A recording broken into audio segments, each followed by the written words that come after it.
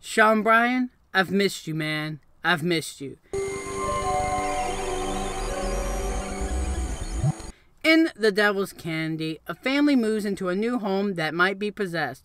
Sure, that plot might not sound the closest thing to original, but The Devil's Candy is able to take a simple premise and offer a quite effective and extremely intense horror film. I was really impressed by this movie.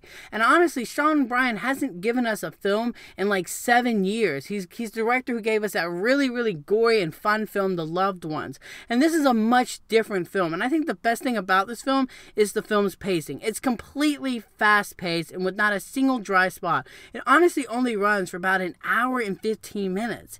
It knows exactly what it is and sets out to do just that and accomplishes the job with flying colors. Look, you guys, I've seen horror films much longer, and they don't even come close to giving us the likable characters as likable as the ones found in The Devil's Candy. Plus, Ethan Embry is basically a shredded Jesus in this movie. And you only want the best for Jesus, so when the horror hits, it hits hard. I mean, the last 20 minutes of this movie scared the hell out of me, and I was actually clenching real tight while watching it. And while this film might not break any new grounds, I did like what they did with the concept. Everything felt extremely real, and I loved it. Like, I really loved how they viewed the devil and the devil's work in this film, but I won't go into further detail on that because it might lead into some spoiler territory. Now, the music is also really great. The family loves like heavy metal, so they do a lot of metal music in this movie, and while I don't listen to metal, I think it was a really fascinating choice, and I think it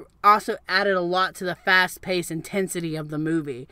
So make sure when you watch it, you watch this movie with the volume all the way up. The only real complaint with this movie is that there is one scene where the effects did look a bit rubbish and cheap, and it definitely pulled me out of the moment in a really big way, so that was kind of a bummer. Overall, The Devil's Candy is a lean, tense, and effective horror film. Even though it's been 7 years since The Loved Ones, Sean Bryne's sophomore efforts don't show any sign of slowing down. I can't wait to see what he does next.